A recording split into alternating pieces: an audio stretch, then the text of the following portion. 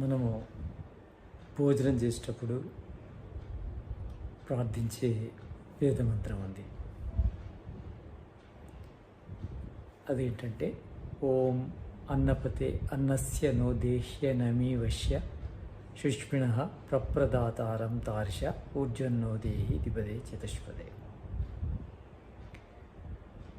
ఓం అన్నపతే అన్నస్య no దేహ్య నమీ వశ్య శుష్మిణ ప్రప్రదాతారం తార్ష ఊర్జం no దేహి ద్విపదే చతుష్పదే. అంటే మనం భోజనం చేసేటప్పుడు